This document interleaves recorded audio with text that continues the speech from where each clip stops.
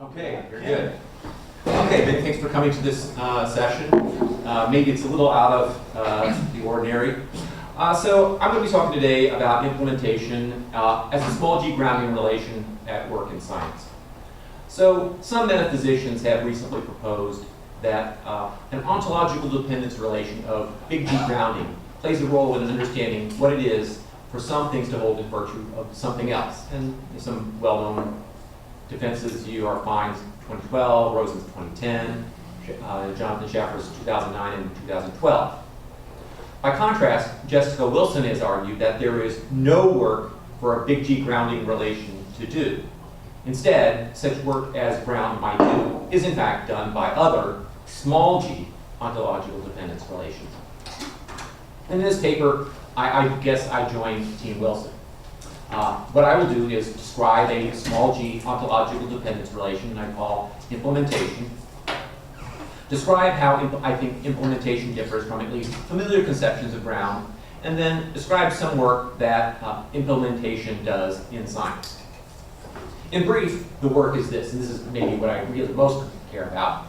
Scientists sometimes use implementation in singular dynamic compositional explanations, and then scientists sometimes embed singular dynamic compositional explanations in singular dynamic compositional abductive inferences. So there are all these layers, okay, of theory. And I illustrate these last two claims with a discussion of Alan Hodgkin and Andrew Huxley's explanation of how sodium carries the initial inward current of the action potential. So kind of a demanding example. Although I do not here go as far as Wilson in arguing that there is no work for ground, I do argue that a small g grounding relation of implementation does scientific work that prima facie ground does not. So that's the last sentence here is the bottom line of this paper. Okay, so what do I mean by implementation? Implementation, as I use the term, is a small g grounding relation. It's borrowed from Gillett 2016. It may differ from his relation in some details. We haven't had a fight about it, so I suppose it's okay. And it's the compositional relation that obtains between the activity of an individual and an S sign, one might write if you're familiar with the ideas from new mechanism, and activities of its associated parts, X is buying, one might write if you're familiar with that notation. And here's what matters for me. It is a relation between spatio-temporal particulars. And as I just suggested, its closest neighbor in philosophical space may be what new mechanists have in mind by a relation of mechanistic constitution. If you know that, you'll know it from Craver 2007, probably. Okay, Gillett 2016 has a book all about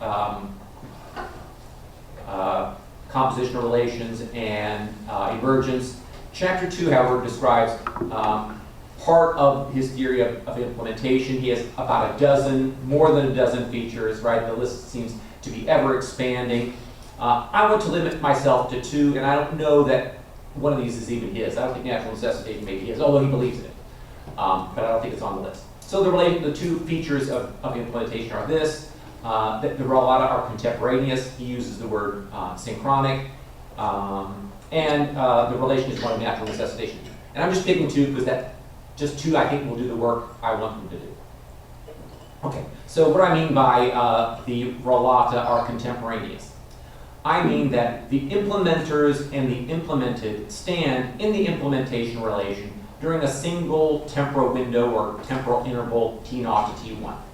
So for example, an activity instance of an inward current of an individual squid giant axon is contemporaneous with the activity instances of the individual sodium ions moving into the cell. So the idea is the axon begins to change its current as the ions begin to move. They happen at the same time.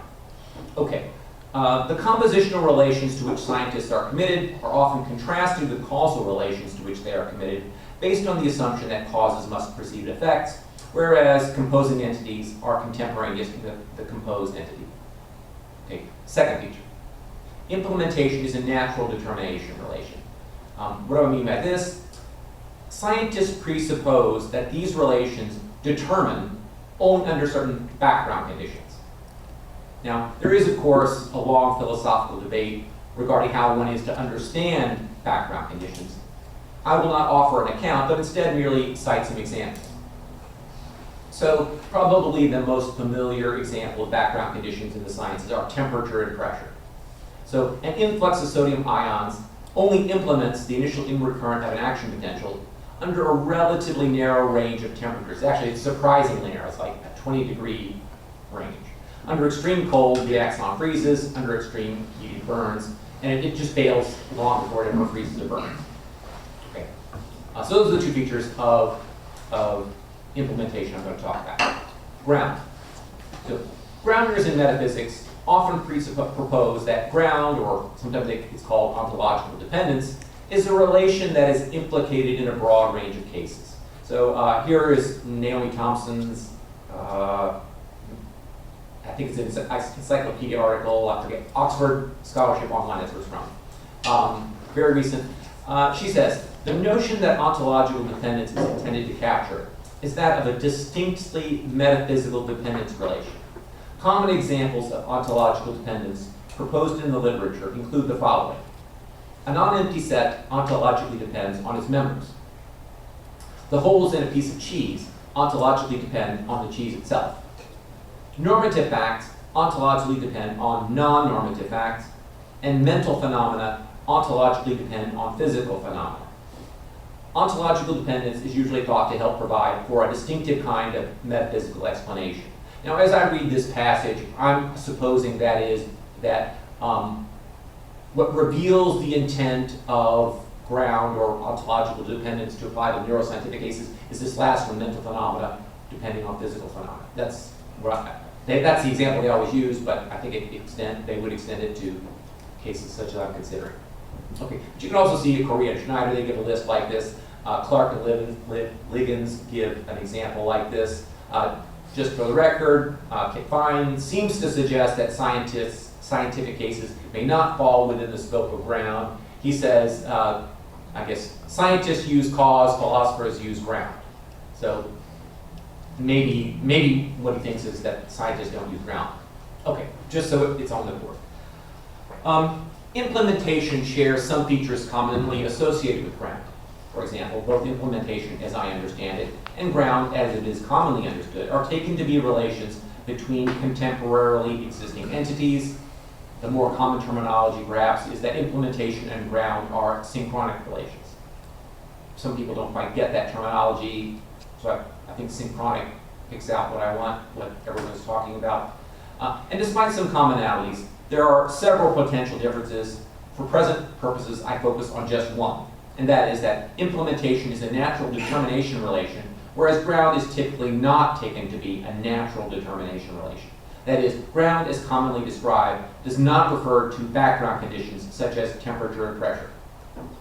Now, I've said that this is what they usually do, but maybe they could do it this way, and here's an argument for thinking maybe they can. Grounders do not typically propose that ground is a natural determination relation. However, is there any reason to think that ground is not a natural determination relation? Maybe they just haven't spoken to this and it really is. And there is reason to think it might be. So high temperatures might incinerate a piece of cheese, so that the determination relation between cheese and its holes holds only under background conditions of temperature. And suppose that Socrates grounds the singleton set Socrates. Under extreme temperature, Socrates will cease to exist, so will presumably the singleton set Socrates. And suppose that physical facts ground normative facts. If the relevant physical facts cease to obtain because of extreme temperatures or pressure, then maybe the normative facts cease to exist as well. So many cases of ground are at least consistent with ground being a natural determination relation. However, some are not.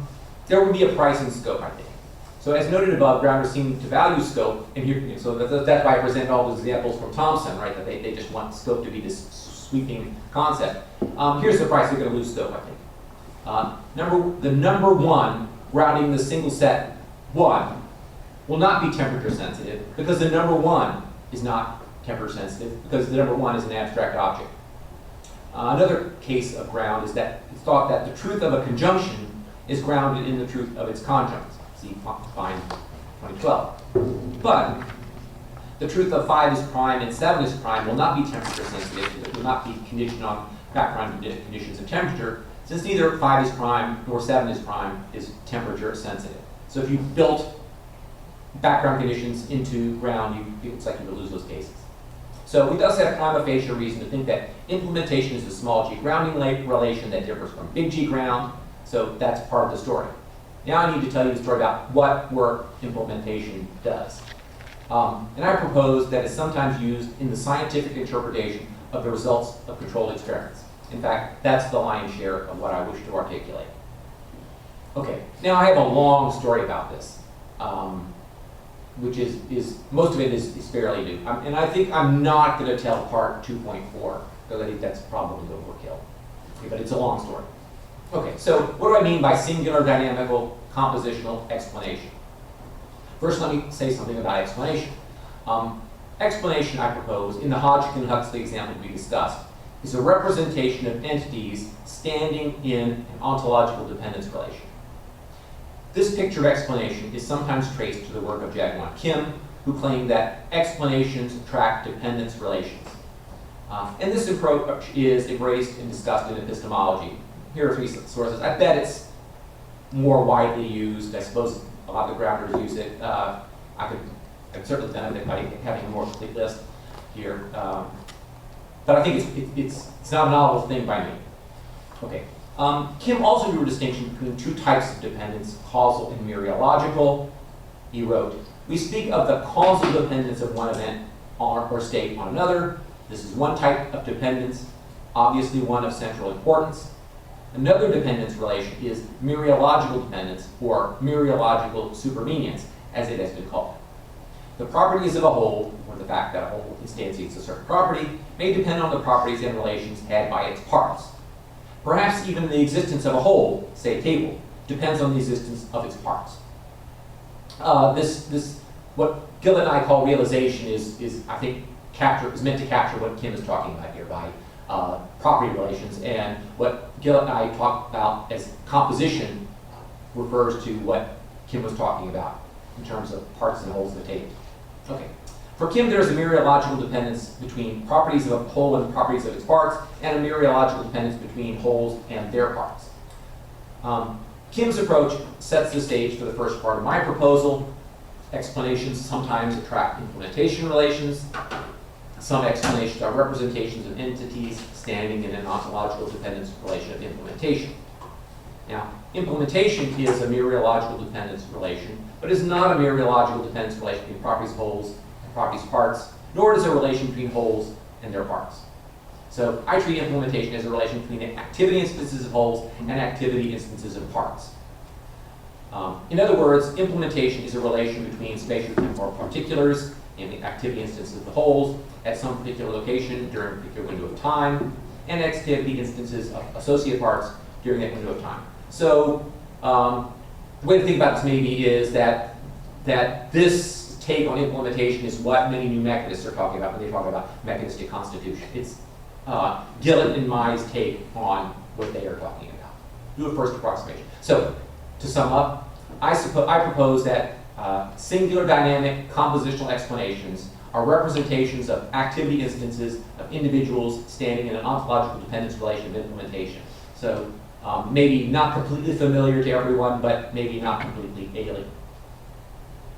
Singular picks out the fact that the explanations are of spatio-temporal particulars. Dynamic picks out the fact that it is activity instances of individuals rather than individuals or property instances that are the target explananda. And I would add that the representation can have various formats such as text, tables, or images. And in the Hodgkin-Huxley example below, the explanandum will be represented with an image. Okay, singular dynamical compositional abduction. As I understand abduction, those are inferences of a defeasible type. It's a type of defeasible non-demonstrative inductive inference. Enumerative induction is another type of defeasible non-demonstrative inductive inference. What is characteristic of abductive inferences, however, are that they are meant to support some hypothesis because H explains some evidence. And the textbook kind of example, a toy example, is that one sees marks in the snow, E. one might then propose that these marks could be explained by hypothesizing that a deer walked through the area. And further, one might think that the fact that a deer is walking through the area would explain the marks is a reason to think that a deer did in fact walk through the area. So I mean by abduction, this sort of thin idea, rather than a thick abduction that, for example, involves simplicity, plausibility, etc. So ever since Gilbert Harman's paper of 1965, The Inference to the Best Explanation, it has commonly been supposed that in warranted abductive inferences, one must eliminate rival explanations. And he further introduced the idea that you eliminate these rivals on the basis of simplicity, plausibility, scope, and so forth. So I think almost every single philosopher who talks about abduction means warranted abduction. I don't mean that. So that doesn't lead me willy-nilly to talk about rival hypotheses and eliminate it. I just mean you draw an inference because it is explanatory. Okay, that's what I think Peirce originally meant, and he tacked on stuff, but that is the idea I'm using, contrary to what a slew of Neo-Peirceans think. So that's why I spent sort of this time spelling that out. So I will not assume that when a scientist makes an abductive inference at time t, that the scientist is making a warranted abductive inference at time t. So I'm not assuming that the scientist has eliminated all or even any hypotheses at time t. A fortiori, I'm not assuming that the scientist has eliminated all or even any rival hypotheses on the basis of simplicity, plausibility, scope, etc. at time t. Now, as I said, this can be a touchy subject among those who study abduction. I've had reviewers who just appear not to be able to process this idea. So let me belabor it. Suppose that Jones infers that a deer walked through the area because that would explain the marks in the snow. Smith might ask Jones, well, how do you know that an elk did not walk through the area? Well, and the idea is that the hypothesis that an elk walked through the area is a rival hypothesis that would undermine or defeat the hypothesis that a deer walked through the area. Now, in fact, to me, Jones could say, it seems Jones could say two kinds of things. Jones could say, I know that elk do not live in this state, so it could not be an elk that made these marks. So even though Jones doesn't say anything, Jones has an answer that rules out the rival hypothesis. On the other hand, Jones could say, what's an elk? In which case, what I'm supposing is, well, he doesn't know what an elk is, so probably he hasn't done anything to rule out the hypothesis that it was an elk. Now, this is, of course, a toy sort of example, but I think that in both scenarios, Jones is making an abductive inference. One might be justified, whereas the other is not. Then what is up for grabs is whether and under what conditions Jones is making a warranted inference. I just propose to set this aside. I'm just trying to describe the reasoning is going through and eventually what Hodgkin and Huxley are going through without trying to say it's warranted or that it's not warranted. I'm just bracketing that issue. And I assume that philosophers of science familiar with science will be able to recall scientific examples that work like these two examples with Jones, right? I'm not going to give an example, but I'm sort of, if you know something about science, you know this can be done. Sometimes where scientists respond to the proposal of a rival hypothesis by pointing to, say, some features of their experimental design that rule out a rival. So they're just going to say, I've taken care of that. But sometimes they're going to say, oh, well, that's a good point. I should run an experiment that controls for that.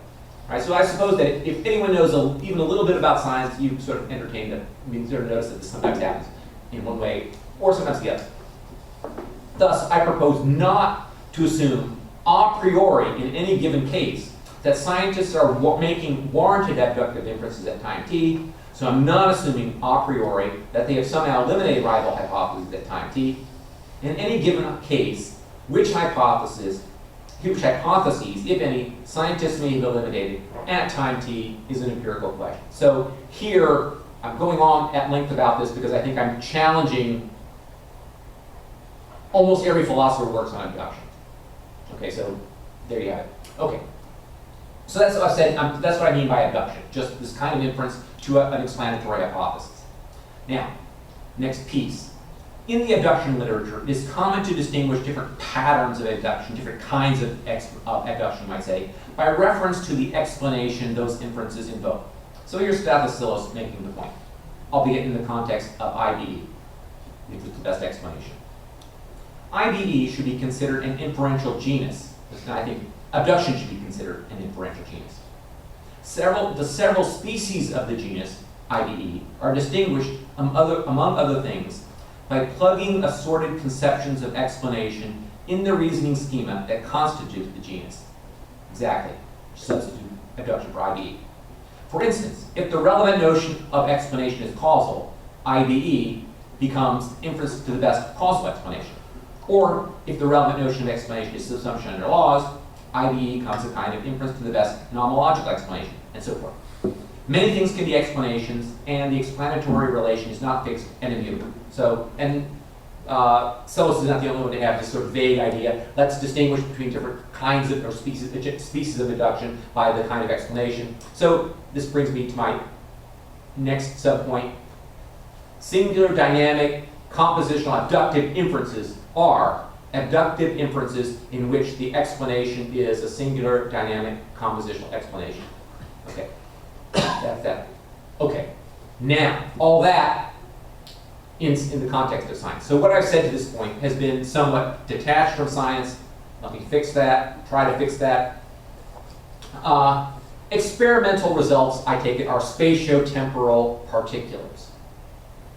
And some of these spatiotemporal particulars are activities of individuals. Sometimes the results are like properties of individuals, but I'm not going to consider those cases. So here's the first experiment from Hodgkin Huxley, 1952. And what I've shown you on the right here are traces on their oscilloscope. Their activity, their traces of currents measured in one neuron number 15, taken at the Marine Biological Station in Plymouth, the UK, during the late summer of 1949. I don't know what day they did it, but there was one day they did this. Okay. The three panels in figure 1 represent three spatio-temporally distinct activity instances of neuron number 15. In the abduction literature, these would likely be called evidence, but the resultant data are the terms that Hodgkin and Huxley use. Okay, now what do I mean by results or data? Here I'm drawing on Bogan and Woodward. They say, as a rough approximation, data are what registers on a measurement or recording device in a form which is accessible to the human perceptual system and inspection. Right? What appears on the oscilloscope meets that condition. Examples of data include bubble chamber photographs, patterns of discharge in electronic plate detectors, and records of reaction times and error rates in various psychological experiments. Sounds like that oscilloscope readings would count. And here, the last one, the data consisted of drawings made by surgeons showing areas of ablation and X-ray photographs of the skull, together with the best test scores, or together with the test scores. Okay, so I think what I have portrayed on the right is just a perfect illustration of what Bogan and Woodward mean by data. Okay, and they say this further, they describe this further. In the experimental determination of the melting point of lead, scientists use particular thermometer readings to infer the true melting point. As they put it in more detail, the true melting point is certainly inferred or estimated from observed data on the basis of a theory of statistical inference and various other assumptions. I think this is exactly right, and a model for how I think scientists use results. Scientists use data and results to infer what the world is like or what is going on in the world. Statistical inference is one method by which scientists draw conclusions about the world is right, what the world is like, but singular, dynamic, compositional, abductive inference is another. Okay? So, next minor conclusion. Scientists, is my proposal, scientists sometimes interpret experimental results using singular, dynamic, compositional abduction. Now, so maybe I need to spell out this a little bit. So, in this experiment, you can sort of see, here's what's going on. So, that little hump on the left represents an inward current, okay? And that occurs when the external medium contains sodium. The second panel is the case where the external medium contains no sodium, and the third panel is a case where the sodium has been restored. So here's what the experiment does. Voltage clamp the cell, and you measure an inward current when there's sodium. You measure this little bit down here is an outward current, right? And then you put sodium back and you get an inward current. So here's what they think is going on. Tony. Okay. So here's what they think is going on, right? When you voltage clamp the cell, there's all the sodium outside, it rushes in, creating that upward blip. When you remove the external sodium, voltage clamp it, the little bit of sodium that's in the cell rushes out. And then when you put the sodium back in, you voltage clamp it, it opens the gates, and ions rush in. That's what they think is going on. That explains this pattern. Okay? So that's the science. So that's how, so what I say is they are using singular dynamic compositional explanations, a compositional explanation of these currents, to interpret these data. Okay, so it's a good thing I cut out this last section of the book. Okay, so here we go. Summary. I mentioned two features of the small g grounding relation of implementation. I say that implementation is a natural determination relation that holds between contemporaneous activity instances of individuals. These two features are far from a complete characterization of implementation, but they suffice to illustrate a similarity and a difference between ground and implementation. And then I tell a story about how this is used in science.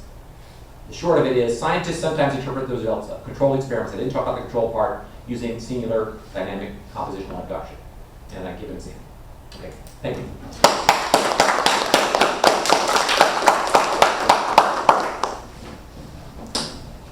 3 whole minutes. That's a little longer than I planned. I planned it to run 14 minutes. But go ahead. Okay, so I wanted to start just by actually just thanking Ken. So we actually met up last week in Rutgers, New Brunswick. Center of Philosophical Universe. Really, yes, exactly. I don't know where I am right now, but not there.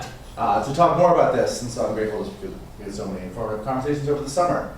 So I think there are really sort of two projects, this is a friendly comment, going on in Ken's talk. On the one hand, we have the project of giving a kind of distinctive and important account of our abductive activity in the sciences.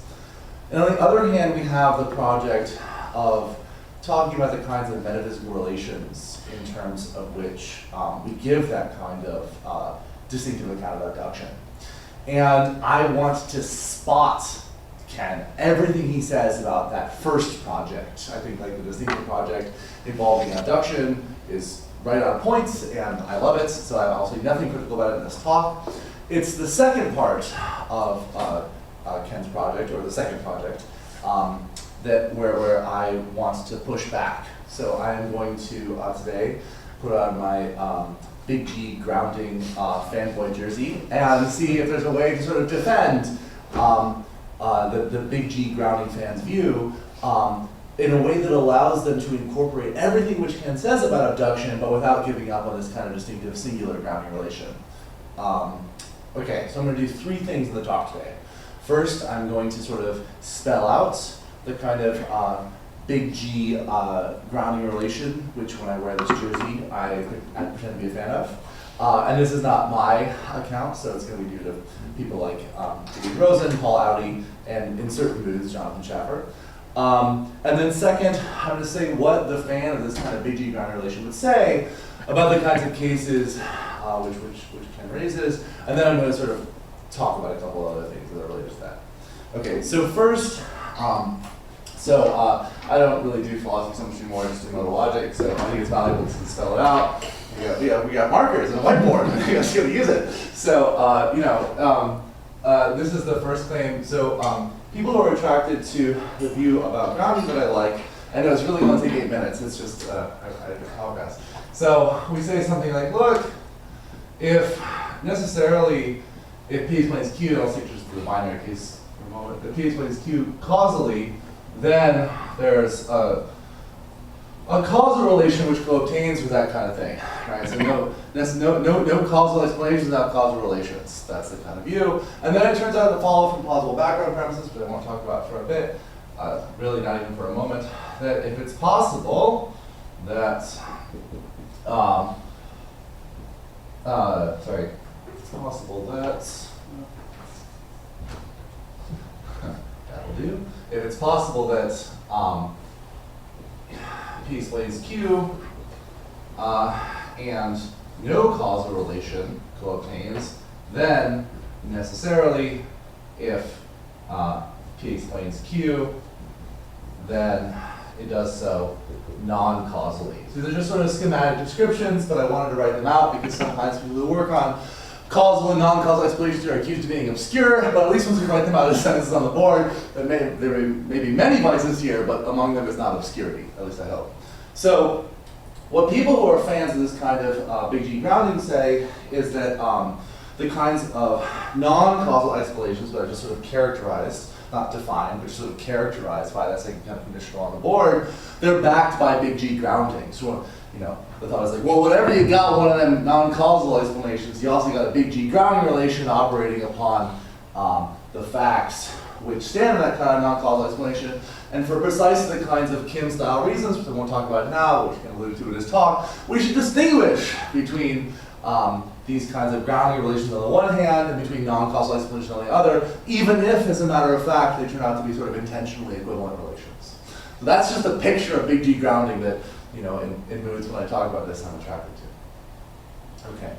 Now, the next question is, how does the fan of big G grounding account for the kinds of cases which Ken talks about? And what we can see is that, from a certain perspective, it's kind of trivial how the fan of big G grounding accounts for it. After all, we've got a non-causal relation. We can account for that kind of non-causal relation in a Kim-style way in terms of grounding. And if we get a causal relation, we account for that kind of, sorry, if we get a causal explanation, we account for that kind of causal explanation in terms of causation. So if every explanation is either causal or non-causal, you know, from sort of trivial perspective, we're good.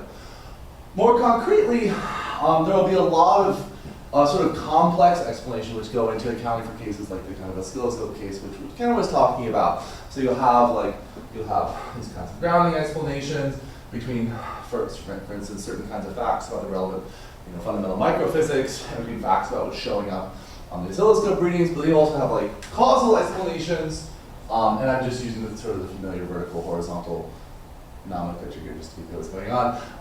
You'll have also causal explanations of, you know, what happens at T2 on the oscilloscope readings in terms of what happens at T1 on the oscilloscope readings.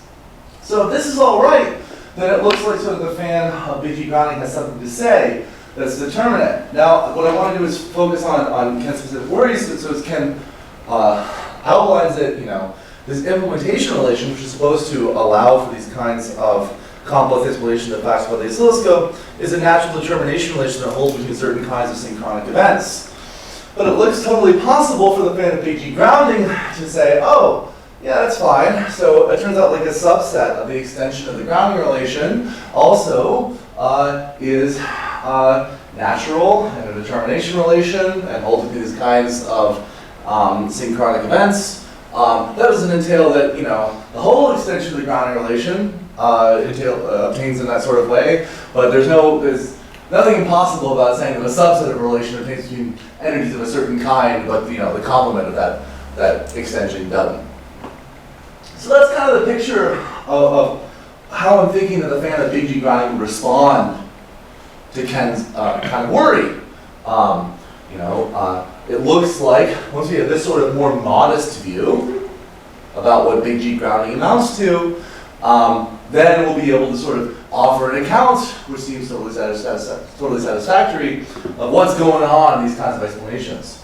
Now, just to answer one kind of concern, you might ask, well, why on earth do we think this is kind of singular unified grounding relation, which backs, in the Kim-style sense of backs, all these different kinds of non-causal explanations? I think there are really powerful reasons in favor of that. These are defeasible reasons. So, you know, maybe there's sort of a live literature where you think there's more than one relation, and then people argue back there's just one, and so on. But my thought is, well, it looks like these kinds of grounding relations do this kind of singularly good job of tracking things like relative fundamentality. So, you know, think about various kinds of paradigm cases that the big G grounders use.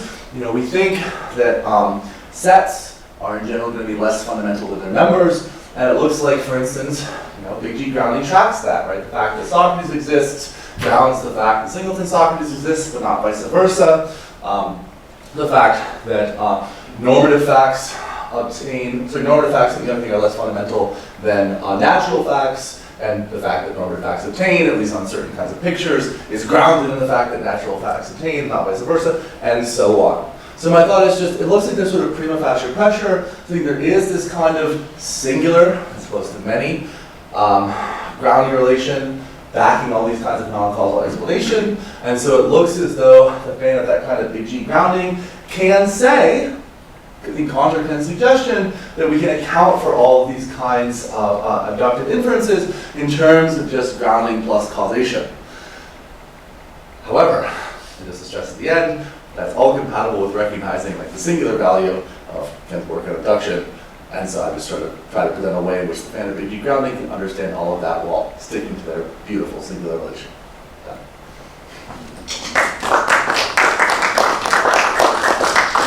So maybe I just that's like 1 minute. Okay.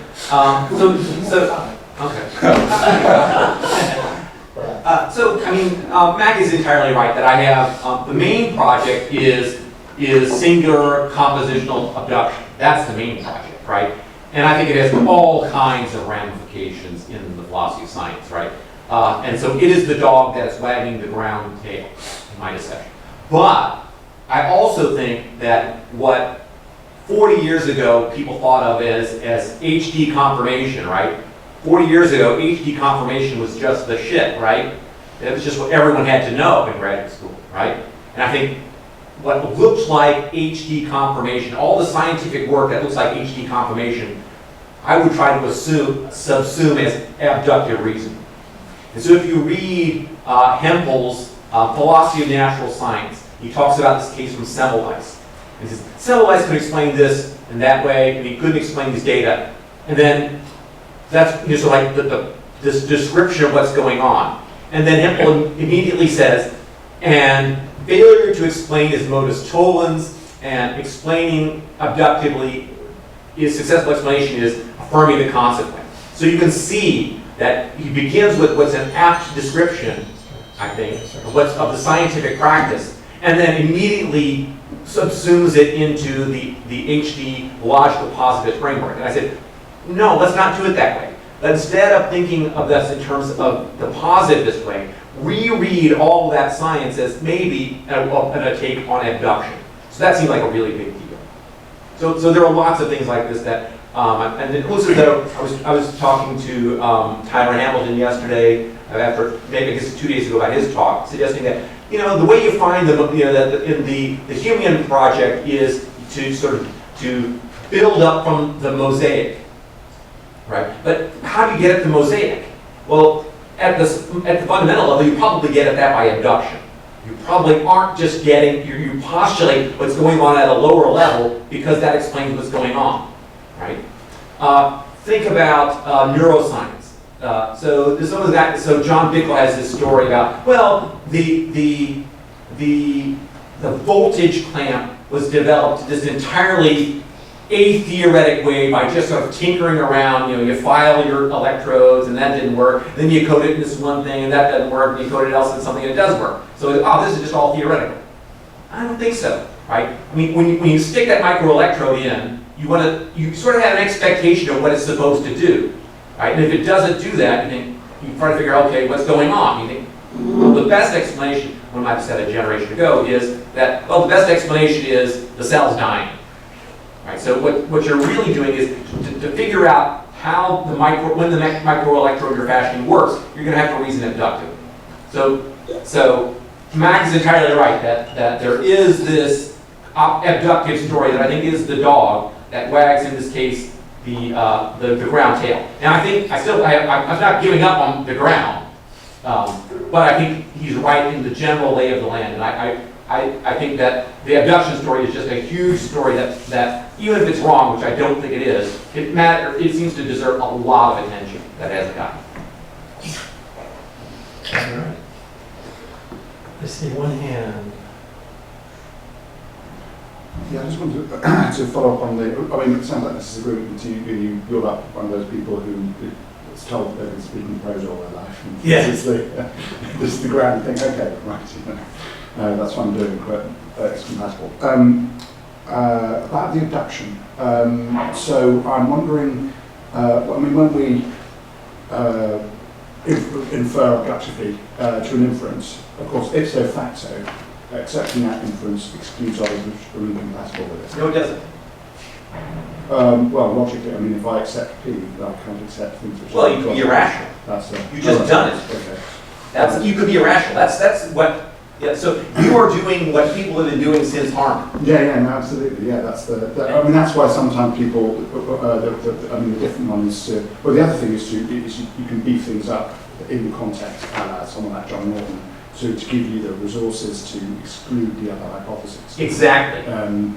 Because that's we already know a lot about these things, and that's right. It's not things floating in. It's not aliens coming from outer space. It's we've got relevant alternatives, and you can in fact pick them off. Yes. Yeah, I think that's right. So I think John, I didn't know about John's work and Norton's work until about on material theory of induction. In fact, I think he was a reviewer of one of my papers saying I need to refer to his book. But yeah, I think so. I think this is my version of abduction is a material theory of abduction, and I think he's exactly right. And this is what happens so that some abductive inferences work. So what I think is just a fantastic story about Hodgkin and Huxley. And one of their inferences so the sodium hypothesis was immensely successful, right? Everyone seems to have accepted that. But one of the things it failed with is, so when you have this membrane, right, what they knew was that the membrane is impermeable for a while, and then they voltage clamp it, and all of a sudden something changes, and the ions start to rush in. And they were sort of, something's got to be going on with that membrane. And then so they have to figure that out. And so what I think they were doing was also they were just applying, again, abductive reasoning to try to figure out what was going on in the membrane. And they failed. Now, all the philosophers of the neuroscience who have commented on this say, oh, they're just reasoning speculatively. I said, no, they're reasoning exactly the same way. It's just background knowledge worked. Background knowledge helped them to eliminate some rival hypotheses that they didn't have when it came to the membrane structure, right? So, what else is going to generate a current, the flow of ions, right? What else, right? But, how the membrane is changing structure to enable ions to flow through, that was totally baffling and took a decade or more for them to begin to figure it out. But the pattern of reasoning was the same, and just as you say, it's background knowledge, that rules out, in the case of the ions, what could be going on, but it doesn't seem to be just totally insufficient in the case of the membrane. So I think that's what you're saying is exactly right, but it's on a case-by-case basis. So one of the mistakes I think that people then think about abduction is they think it's either all confirmatory or it's all just the introduction of hypotheses. Right? That's what Peirce thought abduction was, just to introduce hypotheses, and he had the sense that abductive inference is kind of defective. Well, no, it all depends on, a lot of it depends on the background knowledge that you have to eliminate rival hypotheses, right?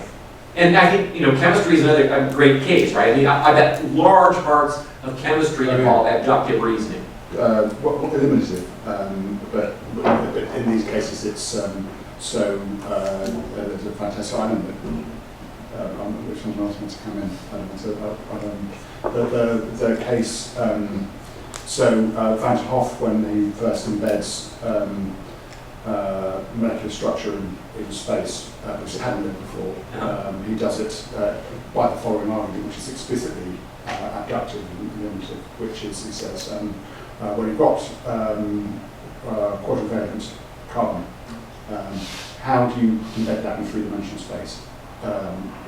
Initial assumption, hidden assumption, it's in three-dimensional space and not any other. But I think it's possible for it to get confirmed that unarticulated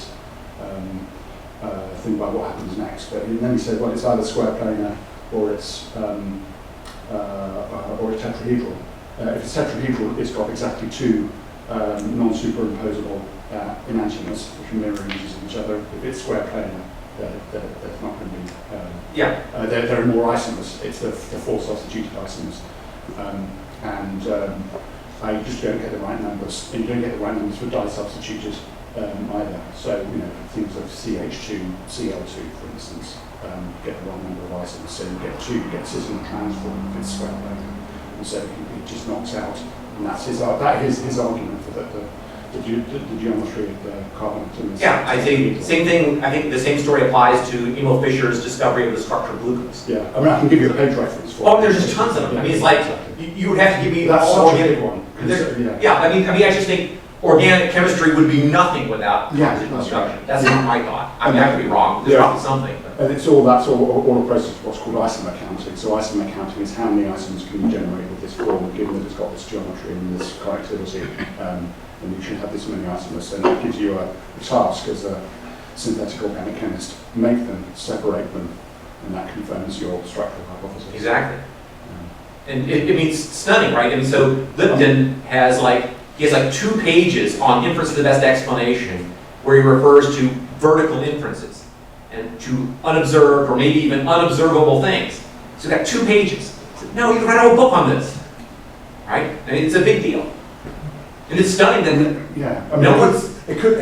I mean, they could have been wrong. In this, it could have been that molecular space is in fact 4-dimensional, 5-dimensional. People still entertain this as a way for understanding exotic crystals, and they go up to 8 dimensions to get tessellation to work, to get transaction of symmetry of crystals to account for that as a crystal. Yeah. You don't need to. You can do it in 3 dimensions.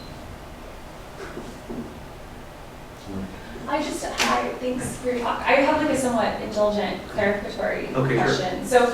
So, in just your gloss on inference to the best explanation, am I right that you take yourself to be basically just distinguishing a descriptive and normative project where we've traditionally conflated it? So, inference to the best explanation, and then how do we understand what counts as best? You can go kind of objective, so to speak, Yeah. or you can go kind of it's just an inference to the best explanation insofar as it's an inference to a hypothesis because it explains data, and the person making the inference takes it to be the best explanation. No, I mean, they may not.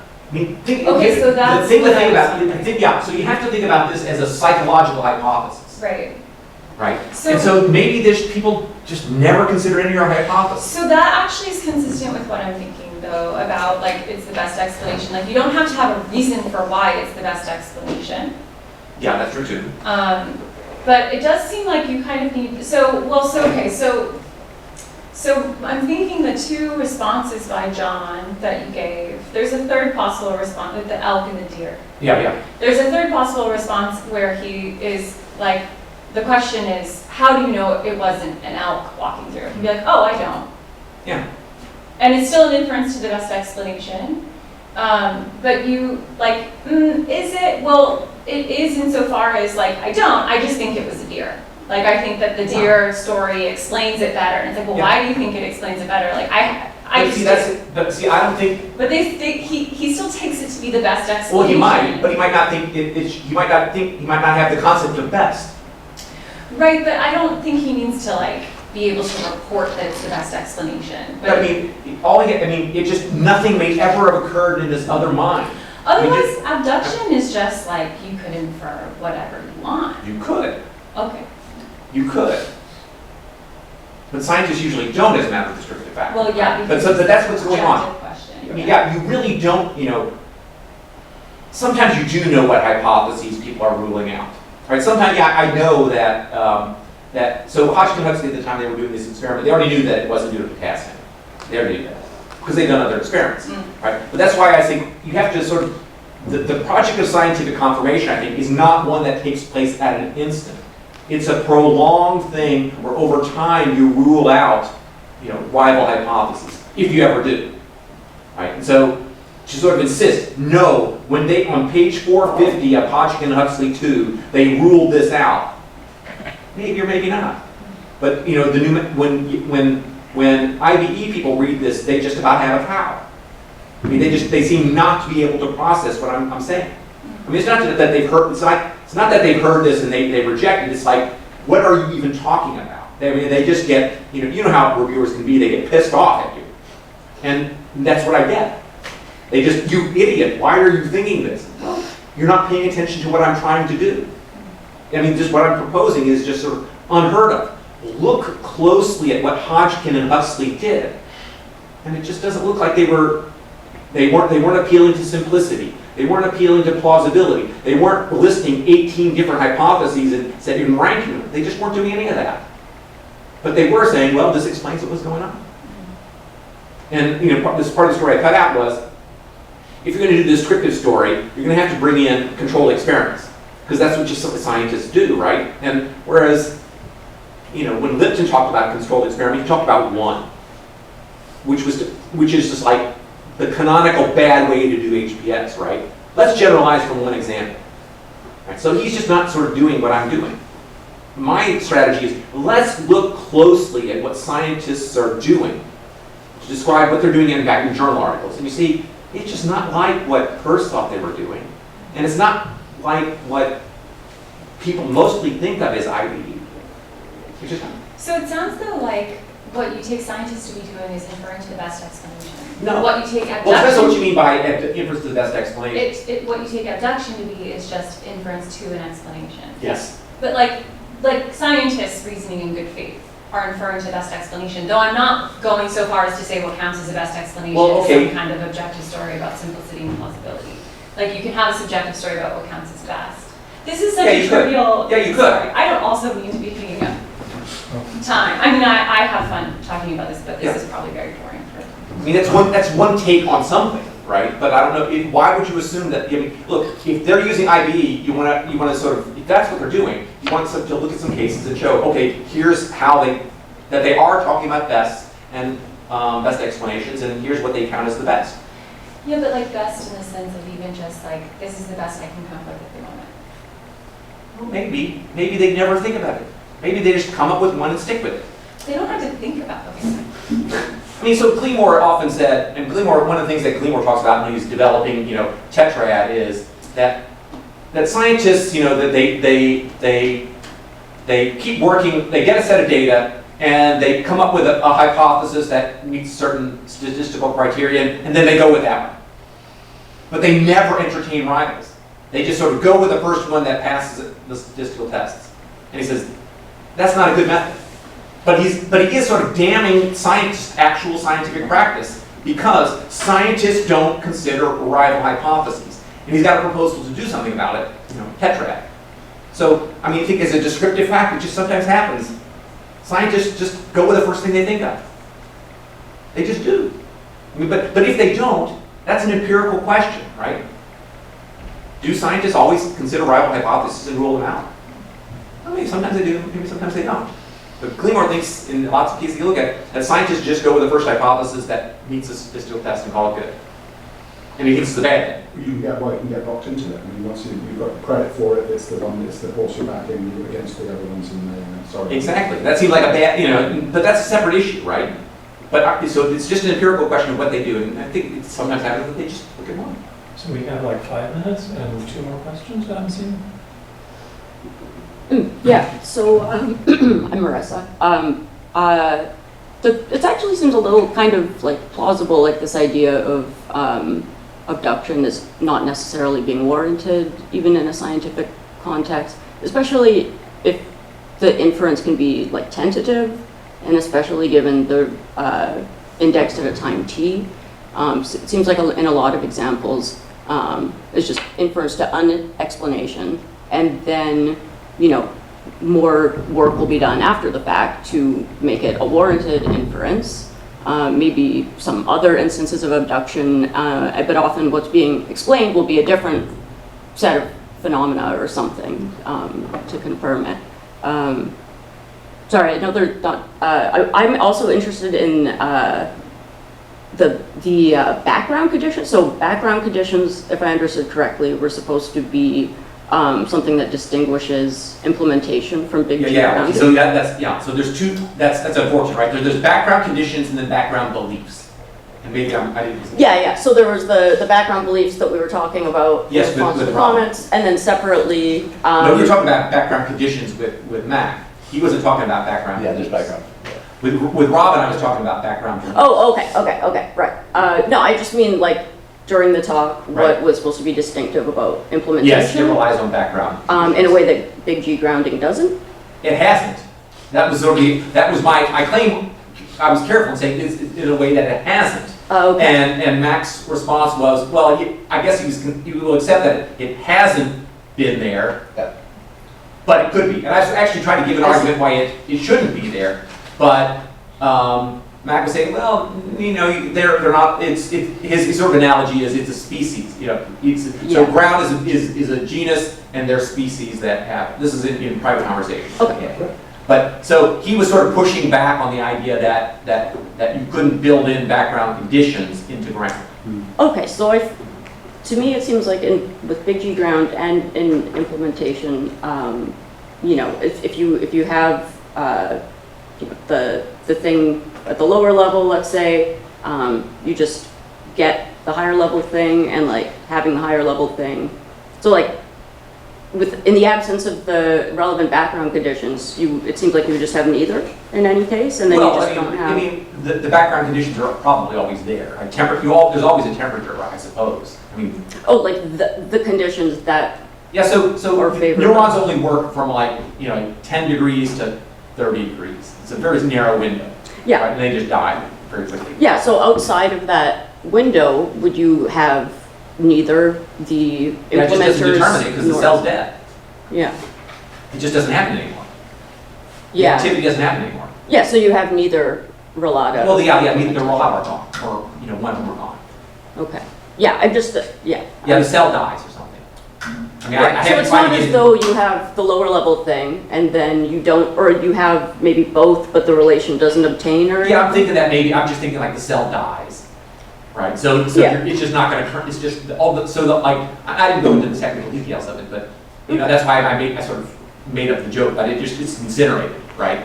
Okay, so to me it feels like it's not the relation that requires certain conditions. It's just the existence. Well, the relation only holds under certain conditions. Okay. Right. That's the idea. Sure. Okay. It just Maybe I don't know. seems like it's that way with ground as well. Okay. Yeah. And okay. Anyway, I don't. Well, we could go down the path. I think according to the law of the schedule, we have like 30 seconds. Do you have a question? I can spit it out real quick, maybe we can chat after.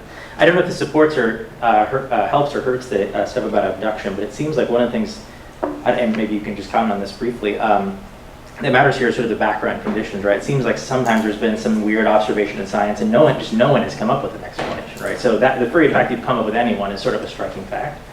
Then there also seem to be all these sort of explanations that are just disallowed more generally and are part of like a background of ruled out types of explanations. So like it was never on the table that God did it. But and in fact there's like I probably think it was in the 19th century, but okay. Well, in this maybe for the and evolution was a big deal. Darwin fought it. Right, but so like anyway, let's say the Loch Ness monster did it then, just something that they definitely don't believe in.